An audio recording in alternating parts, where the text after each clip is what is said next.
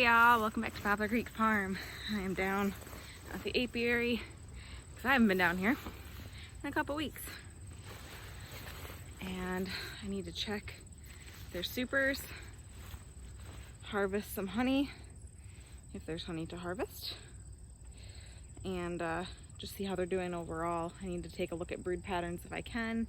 If I can get in there enough, we'll see how they behave. Some of them are good and behave fine, and I don't have to worry, and other ones are not the most friendly hives, so we'll see. It's fairly warm today, so I need to make sure that I have my hair up off of my neck. The bees are already getting into, I have some supers in the little trailer here on my lawnmower that I had spun off, but I haven't done anything with. I haven't cleaned, we don't clean off the frames at all. We just put them back on and they clean them off themselves. But they're all over them. Even a wasp is trying to check out, and some flies. They're like, ooh, what is this stuff? But we're going to definitely check. We're gonna check all the hives, but at least the supers on all of them. But some of my hives, like this one right here, have been doing really good with honey, and this one has been insane, so I'm sure I need to take some off. But even the end two have been doing really good. Those are the original, well actually, no, this is original, and those two at the end are original.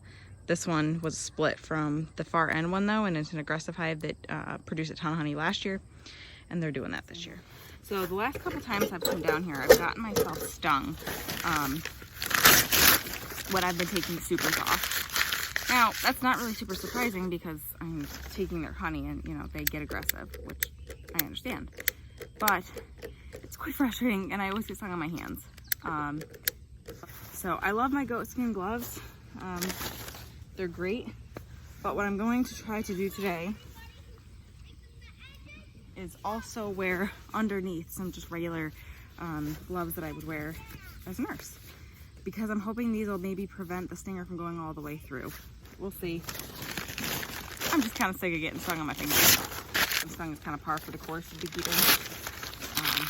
It's pretty uncommon for beekeepers not to get stung. I know many master beekeepers who get stung on a regular basis, probably because they don't wear all their gear, but still, I know it's pretty common, so I'm not, I know that I'm gonna get stung. But if I can prevent a couple stings on my hands, I would love to. It's pretty much always the same hive that gets me too. My mean hive is how I call them. They're just really strong and fairly aggressive, so. Having your smoker going well? Need your helping. Alright, so I'm gonna put these on first, and then my gloves, because these shouldn't prevent any mobility, any usage of my hands. They're really not going to do much of anything other than hopefully prevent me from getting stung all the way. And if they don't, they don't. I won't use it again, but I figure it's worth a shot. Alright, let's go check these hives.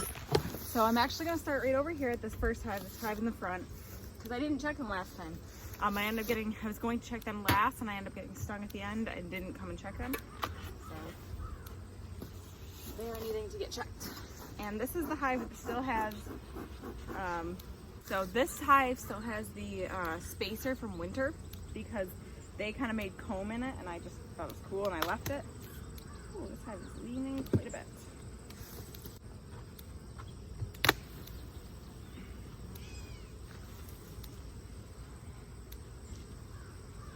So pretty much this is what bees do when they have their own space, and they are allowed to do whatever they want. This was brood comb, but then I've put a queen excluder in, so now this is all honey, which I'm just gonna leave for them.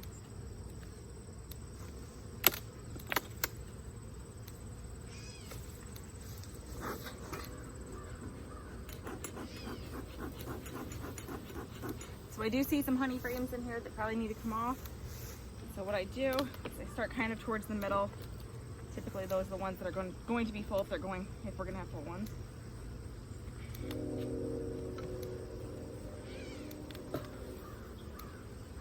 And yeah, pretty much mostly capped. I do not harvest unless they're primarily capped. Oh shit, I got my my V brush.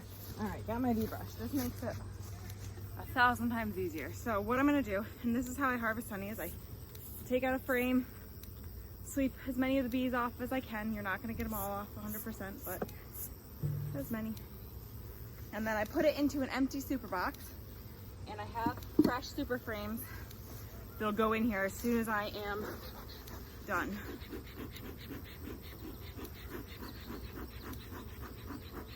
Where there's open honey, the bees will swarm it and try to obviously harvest what they can. So I see this frame next to me has open on this side, so I'm not even going to touch it, but I'm going to go over this way, towards the middle a little bit more. This one looks pretty good. Oh yeah, full frame. So this means that I don't have to necessarily add a whole other super. I could just not harvest and add another super. But being that I want to harvest this honey, I just won't add a super. I'll just add new frames and they'll fill those.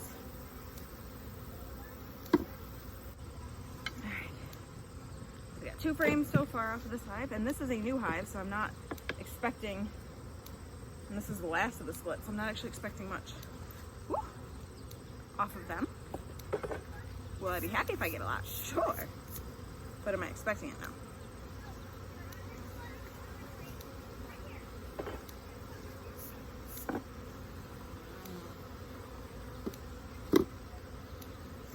And I will say at the market, honey is my biggest seller. Honey is what I absolutely sell the most of, which is awesome. I love selling local honey. I love raising it, obviously.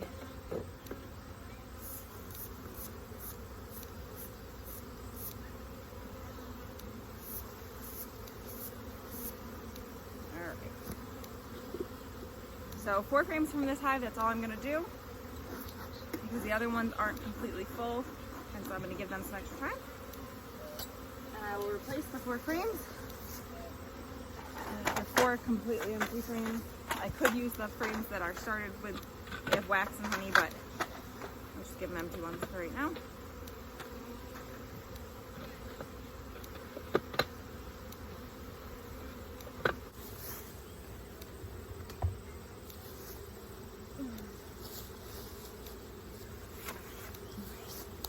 On to the next.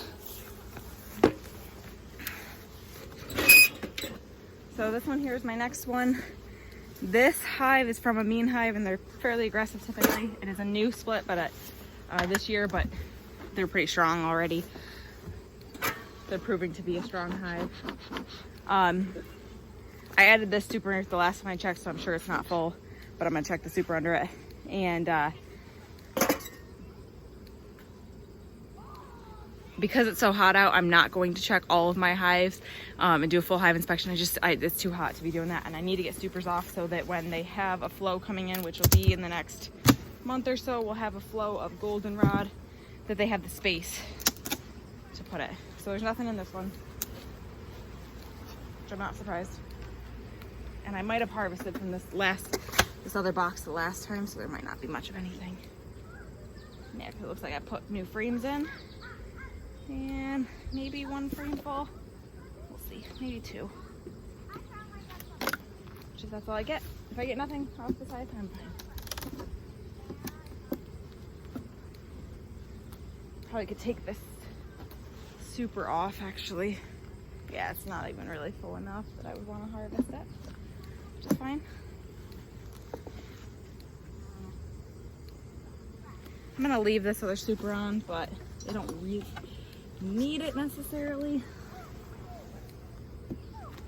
All right, so we're gonna take a peek at this hive and just see. I doubt they'll have anything that I can harvest. This is still a new split, and it's not ridiculously strong. It's strong, it's good, it's just not overly strong.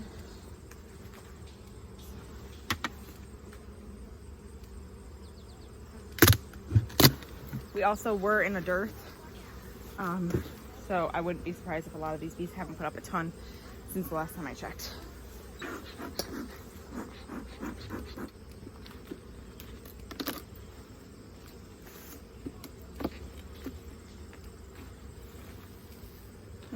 a pretty good frame. ahead and harvest that one.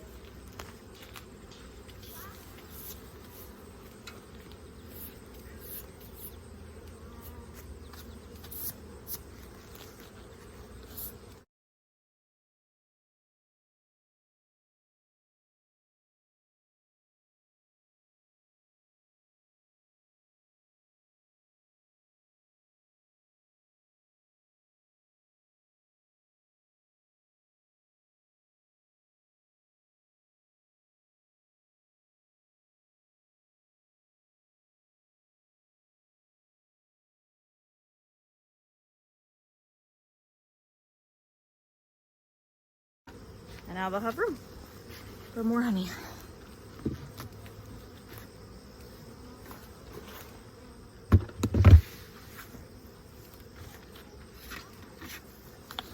So with this hive, none of the frames are quite ready to harvest, but they're running out of room at the same time. They're almost ready.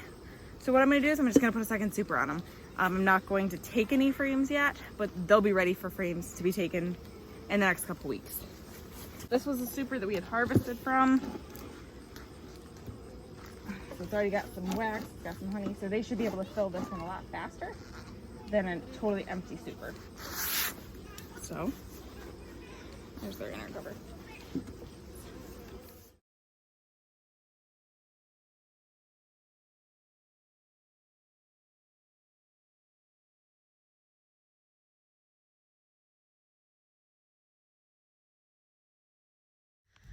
Alright guys, so it is the next day from the first part of this video. The reason I am down here again, the reason I didn't finish the rest of that video was actually my phone overheated. But I'm down here again because after the video turned off yesterday, I actually knocked over one of my hives. Totally unintentionally. We use cinder blocks under them, the smaller cinder blocks, not the big cinder blocks. And unfortunately, when I went to pop off one of the supers, the brick slid under it and it totally fell over. So I had to obviously disassemble it to be able to reassemble it. I could not pick up the entire hive by myself. It was 2 deeps full as well as 2 full supers. So that is over 400 pounds of hive, and I am not that strong. So because of that, I had to take it apart. And when I took it apart, I noticed, because oftentimes drone brood will be kind of on the bottom between 2 frames or between 2 boxes. When I pulled that off and some drone brood came out, noticed some varroa mite, which means if I'm seeing them, they're worse than I think they are. They're worse than I'm seeing typically. And that's not good. So I didn't treat these in spring for varroa mites. I actually just never even tested them. They seem to be doing super, super well, and I was doing splits. So some of them had brood breaks, which means they should have had a good varroa mite population reduction. That doesn't, I did do it on all of them though.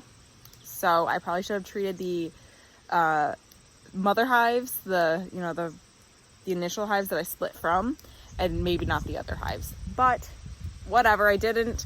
And now I am going to pay for it if I don't treat soon. So I'm getting out here and I am applying my Formic Pro. This is what I use. Last year I used the Mite Away Quick Strips, which is the same chemicals. It's just that has a longer shelf life, the Formic Pro, and most companies are doing away with the Mite Away Quick Strips. So it is one of the treatments that you can use while honey supers are on your hive. It's one of the few treatments you can use. It is the one that I'm probably going to use. I don't know that I'm going to go with any other type of treatments because this is kind of the mildest of all the treatments, or one of the more mild treatments. So I'm going to go ahead and do this. I'll show you guys how to apply it. My phone doesn't have a whole lot of battery. Oh, blackberries. Sorry, squirrel. I just noticed there's some ripe blackberries right there. But the bees are busy, which is good. Hopefully they won't be too angry. They were extremely irritated yesterday.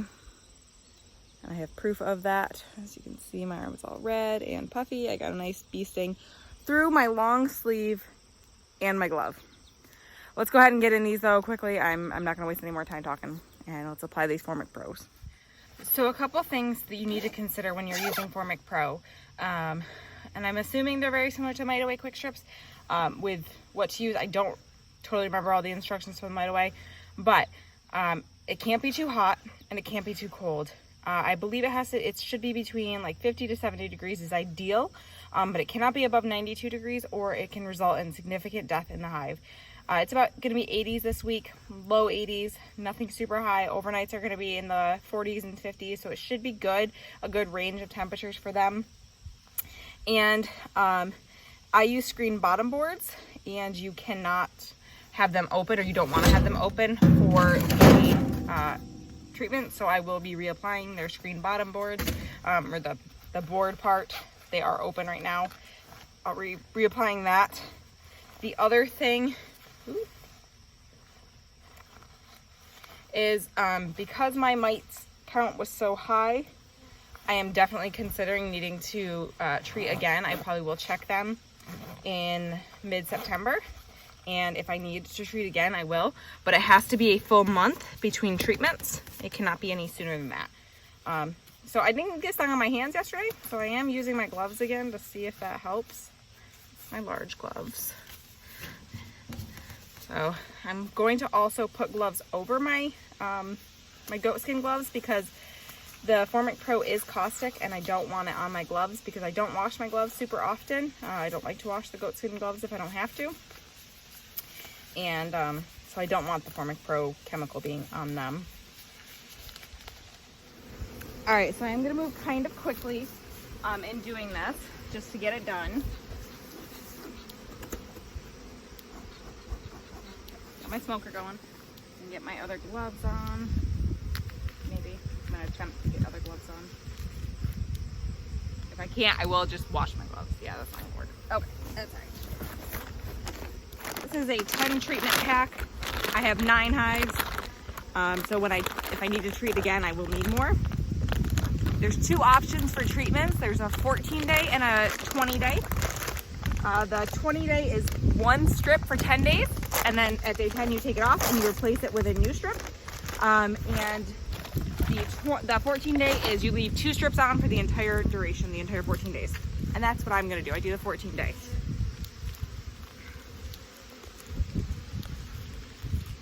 I need scissors. I didn't bring scissors. There we go. All right, I always double check. You do not remove this paper wrapping. Paper wrapping stays. Ugh. That's horrible smelling. You don't want to breathe it in. All right. So I'm not even gonna take the top cover off. I'm just gonna go ahead and top this super. Actually, take this off a little bit. So I can put this on the side.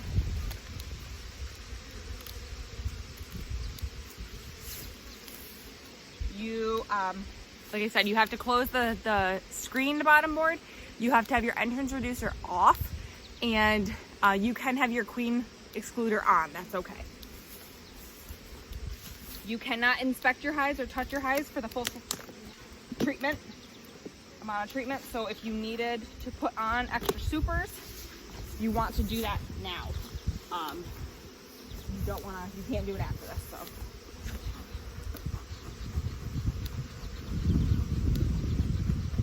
Windy, so smoke is just blowing away.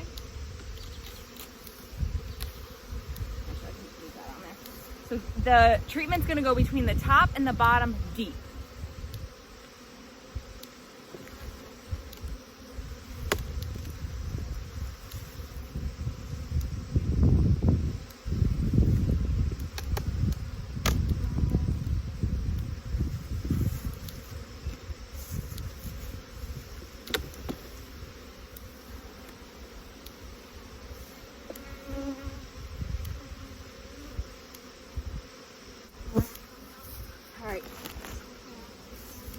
Now what you're going to want to do is apply them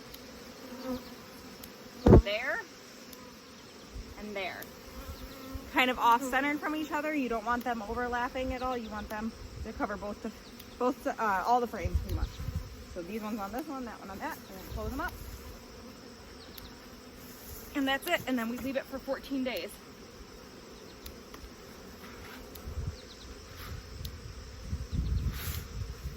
So I will mark my calendar 2 weeks from today to remove all of these.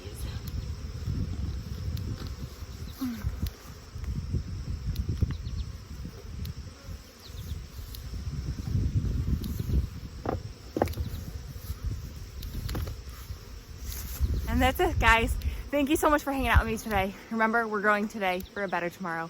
Please like and subscribe and join me on the next one.